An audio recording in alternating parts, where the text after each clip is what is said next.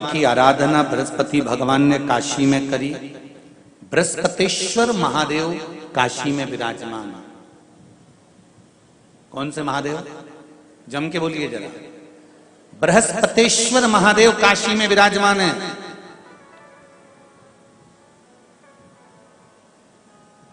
जो अंगूठी में पुखराज नहीं पहन सकते, जिनकी भाग्य रेखा उल्टी चल रही हो, बृहस्पति चमक ही नहीं रहा हो, जिस काम में हाथ डालते हैं वो काम पूरा ही नहीं होता हो, तो एक बार काशी जाना, बृहस्पतिश्वर महादेव का स्पर्श करना, उनका अभिषेक पूजन करना और उनका स्पर्श कर कर एक बेलपत्र ब्राह्मण देवता से मांग कर लेकर आ जाना कि इन बृहस्पतिश्वर महादेव से मुझे एक बेलपत्र दे दो। तुम्हें पुखराज पहना कि नहीं पहना, हीरा रतन माणिक पहना कि नहीं पहना, वो बेलपत्र इतना चमत्कार कर देगी कि जिंदगी में कभी संपदा की कमी आएगी नहीं।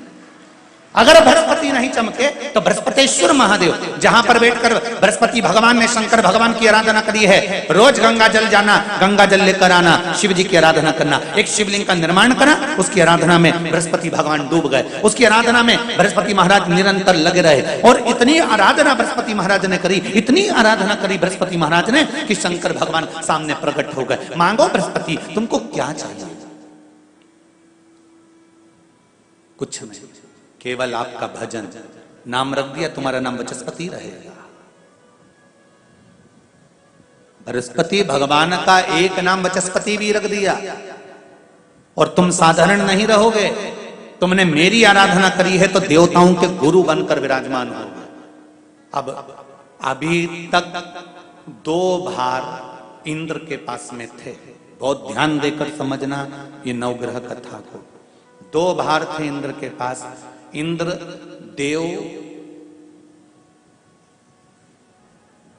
देवताओं के गुरु भी बनकर बैठे थे,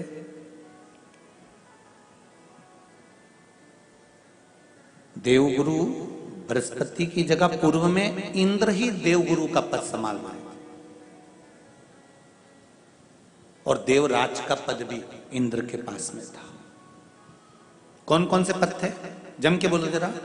पहला पद देवराज इंद्र का, दूसरा पद देवगुरु, देवगुरु का पद भी इंद्र के पास में था और देवराज का पद भी इंद्र के पास में था। ये 2 पद जब होता है साधारण भाषा में आप ले लीजिए, किसी के पास में अध्यक्ष का पद भी है, किसी के पास में और कहीं का पद भी है, 2-3 पद उसके पास में विराजमान है, तो उसके पास में 2-3 पद अगर विराजमान है तो फिर उससे अगर एक पद ले लिया जाता है तो उसको अहंकार आ जाता है, उसको गुस्सा आ जाता है कि बताओ अभी तक तो मुझे पूछा जा रहा था, अब तुम तो वो पद पे भी जान दो। जैसे तुम किसी कुर्सी पर बैठे हो, कथा सुन रहे हो और इतने में कोई रिश्तेदार बाहेती जी का आ गया और तुम बढ़िया आराम से बैठे थे और बैठे बैठे इतने में बाहेती परिवार से कोई आया और उसने तुमको उठाया, प्लीज थोड़ा सा, और तुम्हें उठाकर दूसरी जगह बिठा दिया और उन्होंने अपने वाले को कुर्सी पर बिठा दिया। अब बोलो, जो उठा, जिसको उठाया था उसका भगोने जैसा मुंडा हुआ कि नहीं हुआ? अरे बोलो तो।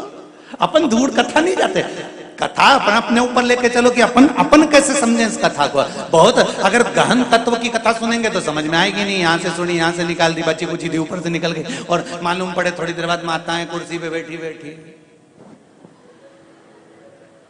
अब फिर तो अपन तो अपने पर लेकर चलो ना कि जैसे कोई, आप कुर्सी पर बैठ गए और इतने में इनके रिश्तेदार कोई आए और आने पर उन्होंने कहा दिया तुम यहाँ से उठो, दूसरी जगह जाके बैठो। इतने में तुमको बुरा लग गया, बुरा लगा, मुंह भगोने जैसा हो गया, गुस्सा आ गया। उसी तरह इंद्र के पास में 2 सत्ता थी, एक देवराज इंद्र थे और दूसरे गुरु का पद भी इंद्र के पास में था। देवताओं के गुरु बनकर इंद्र घूम रहे थे, पर अब उल्टा हो गया। शंकर भगवान ने बृहस्पति महाराज को देवगुरु बना दिया।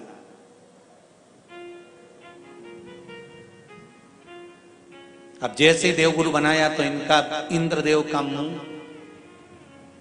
अरे बोलो तो तुम, भगोन ऐसा हो गया, कुर्सी उतरी कि मुंह भगोड़ा उड़ा। अब इनका मुंह भगोने जैसा हो गया तो गुस्सा तो गुस्सा। इतने में इंद्र ने, बृहस्पति महाराज देव गुरु बन गए, इंद्र सिंहासन पर बैठे थे, अप्सराओं का नृत्य देख रहे थे। वहीं से देव गुरु बृहस्पति का आगमन हुआ। बृहस्पति महाराज जैसे ही आए तो इंद्र तो सिंहासन पर बैठकर पूरा अप्सराओं का नृत्य देख रहे थे। उनको देव गुरु बृहस्पति से मतलब ही नहीं था।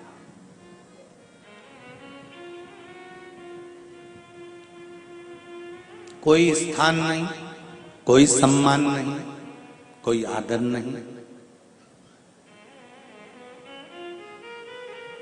कोई आदर नहीं। जिसको घर के बड़े बुजुर्ग सम्मान देते हैं, घर के बच्चों का भी फर्ज है कि उसका सम्मान बच्चे करें।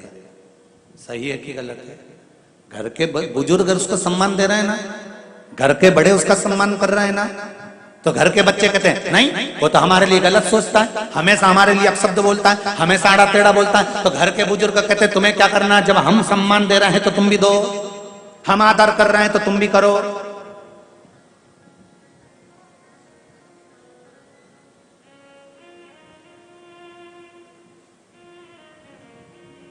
पर नहीं महाराज, आदर आप भी करो, सम्मान आप भी करो, पर वो आदर वो सम्मान बहुत मुश्किल। अब जब बृहस्पति महाराज का सम्मान नहीं हुआ, बृहस्पति महाराज वहां से उठकर चले गए, बोले नहीं। जो समझदार होता है वो तुरंत कह देता है कोई बात नहीं, मैं चले जाता हूं। कोई मुख पर क्रोध नहीं, कोई चिड़चिड़ प्रवृत्ति नहीं, कोई अपशब्द नहीं। एक बात मैं आप सबको कहना चाहूंगा, किसी जगह पर यदि आपका अपमान हुआ है, बहुत ध्यान देना जरा, कथा थोड़ी भारी है पर समझ लोगे आप।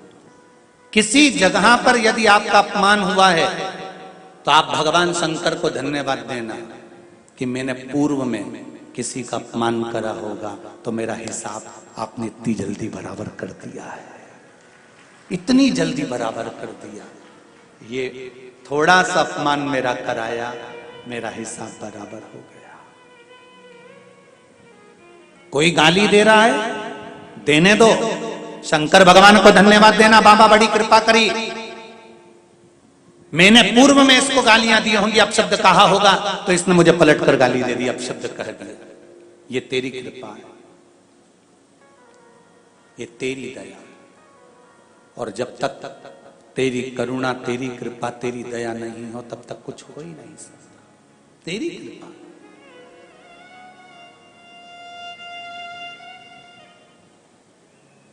भगवान से कहो, हे देवाधिदेव महादेव, मैं ये नहीं कहता कि मुझे रोने मत देना,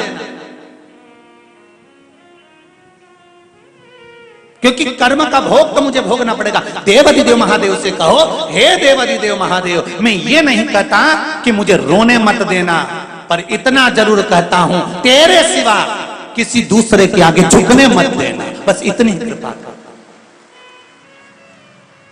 मैं ये नहीं कहता कि मुझे रोने मत देना, बस तुझसे निवेदन है कि केवल तेरे दरबार के अलावा किसी दूसरी जगह पर मुझे झुकने मत देना, क्योंकि मैं जानता हूं अगर तू मुझे अपना समझता है, झुकने नहीं दे सकता तो फिर रोने भी नहीं देगा। ये मेरा विश्वास। संसार सागर में केवल एक देव अधिदेव महादेव ऐसे हैं जो व्यक्ति पथ से भी अगर भटक रहा है तो उसको अपनी मंजिल तक पहुंचा ही देते हैं, और वो अपने लायक स्वयं शिव अपने अनुकूल उसको बना ही लेते हैं।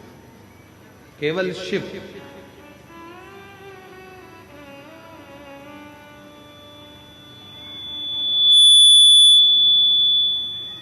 केवल भगवान शंकर।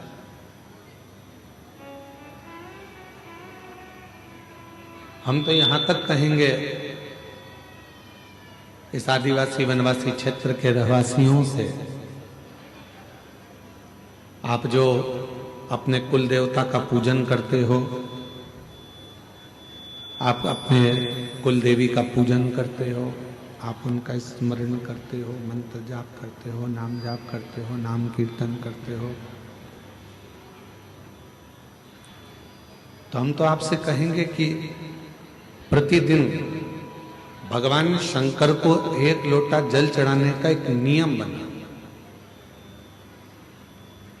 और जब आप एक लोटा जल चढ़ाने का नियम बना लोगे तो ये निश्चित है कि तुम्हारे घर का कोई भी व्यक्ति अपने पथ से नहीं भटकेगा, ना वो कभी गलत संगत में जाएगा, ना मदिरा में जाएगा, ना मांसाहार में जाएगा, ना गलत वृत्ति में जाएगा। वो गलत मार्ग की ओर जाएगा ही नहीं, वो गलत मार्ग की ओर पहुंचेगा ही नहीं। क्यों? क्योंकि शिव उसके मार्ग को सुलभ कर देते।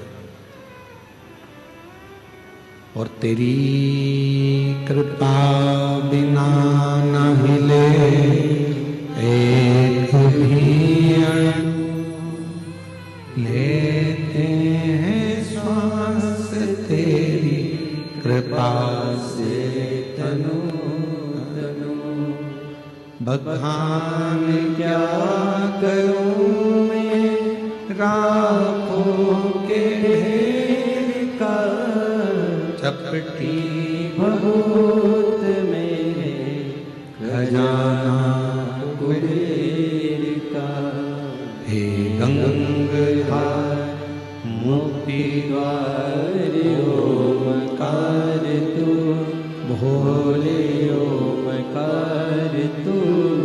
आयो शक्ति है शंभु तार तार। क्यों? क्योंकि आज का जो नवयुवक है, आज के जो नवयुवक हैं, वो दो चीजों में उलझे पड़े हैं।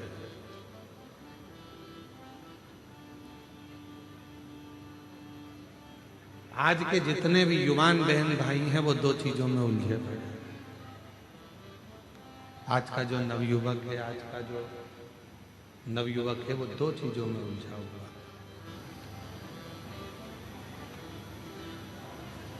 और वो दो चीजों से बाहर भी नहीं निकल रहा, उसी में उलझा बैठा हुआ। और लोग चाहते हैं कि उसको उस उलझन से बाहर निकाल दिया जाए, फिर भी वो उस उलझन से नहीं निकल रहा।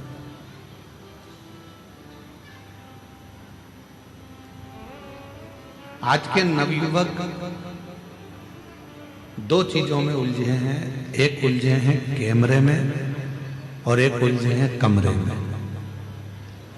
ना वो कैमरे से बाहर निकल रहे हैं और ना वो कमरे से बाहर निकल रहे हैं। जिस कमरे में वो रहते हैं, रात को 10 बजे आ रहे हैं, 11 बजे आ रहे हैं, 9 बजे आ रहे हैं, कब आ रहे हैं कोई भरोसा नहीं है। इसमें आवाज नहीं आ रही है तुम्हारे, सुनो कान लगा। कितनी बजे आ रहे हैं, कब आ रहे हैं, कोई भरोसा नहीं। कमरे में आते हैं, रुकते हैं, सुबह आराम से उठते हैं, 10 बजे 11 बजे उठ रहे हैं, काम पर गए, फिर वापिस आ गए, फिर सो गए। उनसे कमरा भी नहीं छूट रहा और कैमरा भी नहीं छूट रहा। कैमरे की लत तो आज के नवयुवकों में इतनी पड़ गई है कि बिना कैमरे के 1 मिनट नहीं रह सकते। दांत भी घिस रहे हैं तो भी कैमरा चालू है, मुख भी धो रहे हैं तो भी कैमरा चालू है। और उस कैमरे ने मालूम पड़ा एक दिन ऐसी जिंदगी खराब कर दी कि फिर किसी को मुख दिखाने के भी काबिल नहीं बच पाता। नवयुवक बच्चे, छोटा बच्चा है, सोता हुआ अच्छा लगता है। छोटा बच्चा जितना सोएगा माँ बाप को उतना अच्छा लगेगा। पर वही छोटा बच्चा जब बड़ा हो जाता है कॉलेज में पहुंच जाता है और वो बच्चा यदि कमरे में सोता हुआ पड़ा रहे तो माँ बाप को बिल्कुल अच्छा नहीं लगता। माँ बाप चाहते हैं कि मेरा बेटा कमरे से भी बाहर निकले और कैमरे से भी बाहर निकले और कुछ अच्छा कर दिखाए, जिससे इस राष्ट्र का उत्थान हो।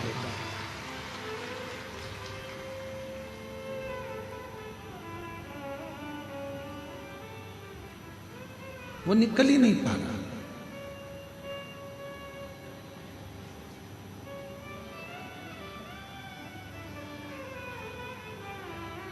हम आपसे पूछें, ईमानदारी से बोलना, जितने जितने आप लोग बैठे हैं और जितने आस्था चैनल पर कथा सुन रहे हैं, फेसबुक यूट्यूब पर कथा सुन रहे हैं,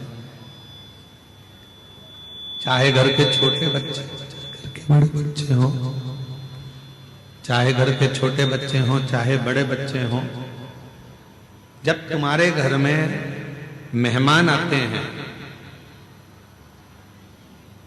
चाहे सास के रिश्तेदार आ जाएं, चाहे ससुर के रिश्तेदार आ जाएं, चाहे चाचा के रिश्तेदार आ जाएं, चाहे चाची के आ जाएं, काका जी के आ जाएं, काकी जी के, बुआ जी के, किसी के भी रिश्तेदार, 2 मिनट के लिए बच्चे उनके सामने आते हैं, हाथ जोड़ते हैं, इसके बाद फिर अपने कमरे में चले जाते हैं।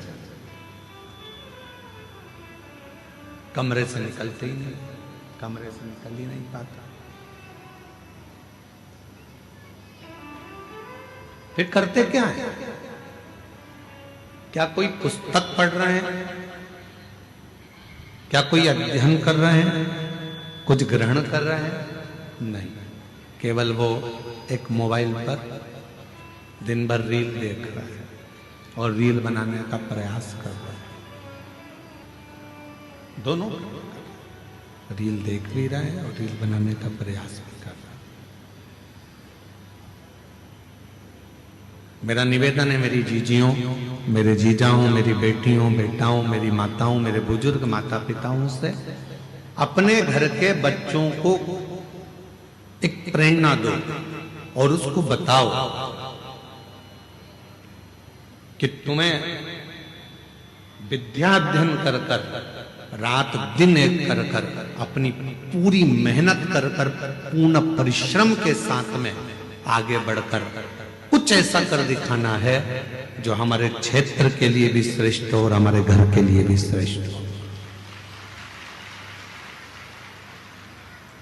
कुछ ऐसा कर दिखाओ।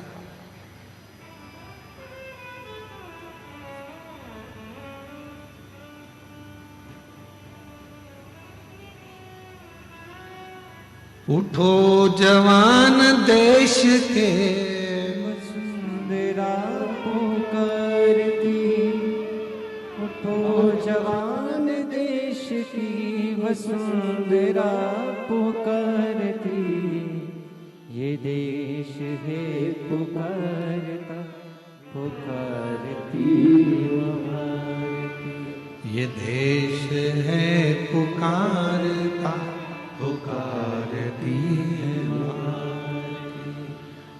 उठो जवान देश की वसुंधरा पुकारती, उठो जवान देश के वसुंधरा पुकारती, ये देश है पुकारता पुकारती माँ भारती, ये देश है पुकारता पुकारती माँ भारती।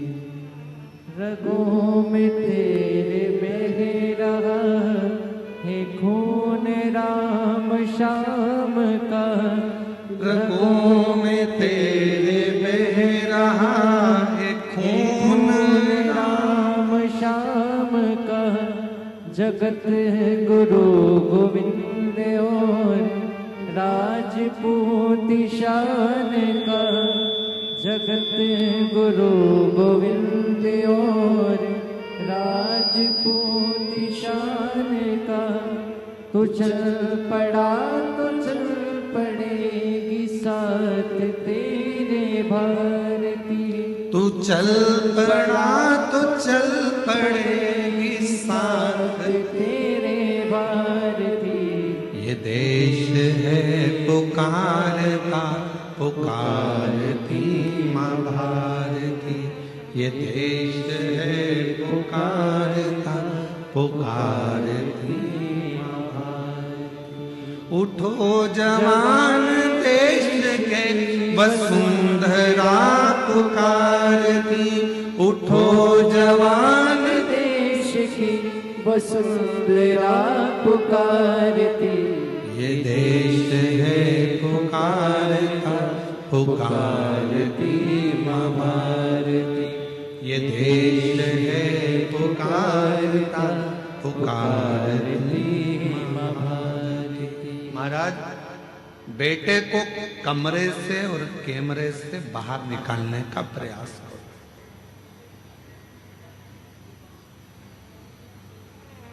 केवल कमरे तक जीवन ना रहे, केवल कैमरे तक जीवन ना रहे।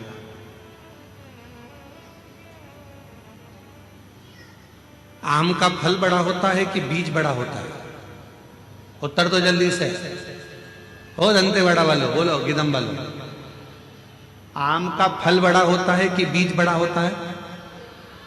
फल। पपीते का बीज बड़ा होता है कि फल बड़ा होता है? फल। बीज छोटा है, फल बड़ा है। अंगूर का बीज जो होता है उससे अंगूर बड़ा होता है कि छोटा होता है? बड़ा होता है। जाम, बी, अमरूद, अमरूद का बीज छोटा होता है और अमरूद का फल बड़ा होता है। सेब का बीज छोटा होता है और सेब फल बड़ा होता है। तरबूजे का बीज छोटा होता है और तरबूजा बड़ा होता है। खरबूजे का बीज छोटा होता है और खरबूजा बड़ा होता है। उसी तरह याद रखना, जिस कर्म को तुम कर रहे हो वो कर्म का बीज भले छोटा हो पर फल हमेशा बड़ा ही होता है। उस कर्म को उस हिसाब से करना कि हमें फल मिले। बीज छोटा होगा पर फल बड़ा। अच्छा कर्म करते चलो, उसका फल बहुत बड़ा।